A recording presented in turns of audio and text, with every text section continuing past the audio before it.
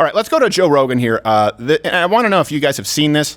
You can comment below, and then we're going to have Alex Jones right on after this. But Joe Rogan caught a lot of flack for this video that was uploaded. We have the link here so you can go and watch the video.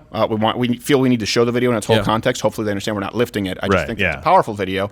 And the narrative has been that Joe Rogan, with this video, is comparing the current state of COVID to the Nazis gassing Jews. That's the response to this video. Mm-hmm. See if you actually see that comparison in the video, and I'll explain to you afterward why it actually is a thoughtful and apt comparison, because he's not saying what they said he said. This is the video.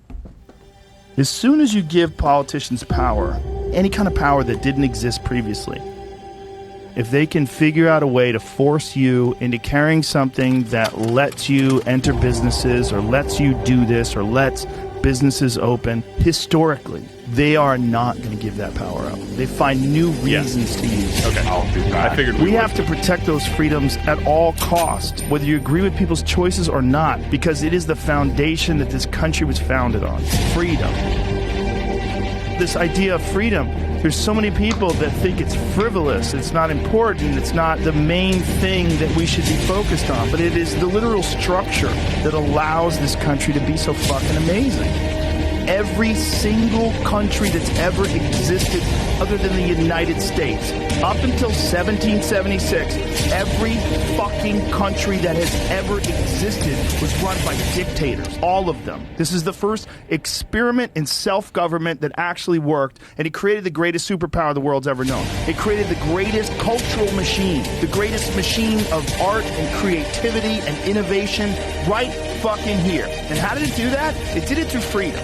And as soon as you see something, anything that comes along and inhibits your freedom, you should be very cautious of that thing. You should be very suspicious. Because anything that comes along that can inhibit your freedom is, by definition, anti-American. And I love seeing Joe Rogan understanding this now. I mean, if you could go back to my video response to the newsroom, Jeff Daniels, and I think some of those things word for word are what I've talked about. And I'm glad to see him saying it. Did you hear him say that Joe Biden was Hitler? No. I did not. Did you hear him say that this was comparable to Jews being gassed? Nope. No one is making that comparison. Let me be really clear. And I said this with Gina Carano, because Gina Carano lost her job on The Mandalorian. Gina Carano caught a lot of flack. Yeah. And I'm very, very tired. We all talked about this yesterday on Mug Club. Yeah. The comparison to Nazis and the Holocaust is generally a tired one, and it's not one that people should make. However, the comparison that Gina Carano made was valid. She never said that this is like gassing the Jews. What she said is, how did the Holocaust start? It started by convincing neighbors to turn on other neighbors, in, something to that effect. It started by dehumanizing certain groups of people so that, and I've always said this, once you dehumanize someone, once you treat a group of people as subhuman or as the cause of all ills, you now justify treating them subhumanely. And I think it's a very valid comparison right now. Certainly not the unvaccinated, meaning people who have decided not to take a new vaccine, okay? That's how I will refer to them, in case you guys are confused. I certainly am not comparing the treatment of them right now to Jews getting the Cyclone B shower, okay? Right, no. Not at all. Of course not. That would be woefully insensitive. However, the comparison of the march up to that is one that needs to be explored. Millions of Jews died in the Holocaust. I want to be clear. It was horrible, one of the worst atrocities that was ever committed, and we have to make sure that it doesn't happen again. And by the way, Hamas would love to have another Holocaust. That's why I support Israel's rights to exist. So anyone who tries to paint what I'm about to say as anti-Semitic doesn't understand what I am saying.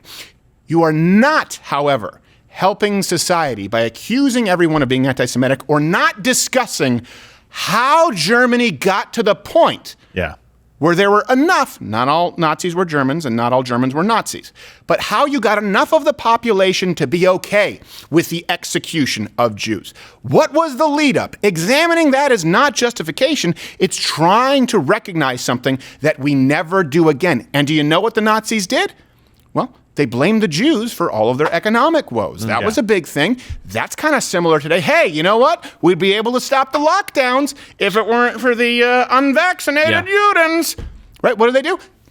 We talked about this with Jordan Peterson. Hitler was obsessed with infectious diseases, and They blamed the Jews for the spread of diseases. They blamed the Jews for spread of lice, for the spread of typhus. We have this right here as a collage eye. They said when the vermin are dead, the German oak will flourish. They blamed them for the economy. They blamed the Jews for infectious diseases. They said they were subhuman. And this is when a nation felt embarrassed on the world stage after the Treaty of Versailles. There was a lot to learn from that. And that march up, that process of dehumanizing a group of people, any group of people, is important to understand. And I think it's an apt comparison. Watch Louder with Crowder live, Monday through Thursday, 10 a.m. Eastern.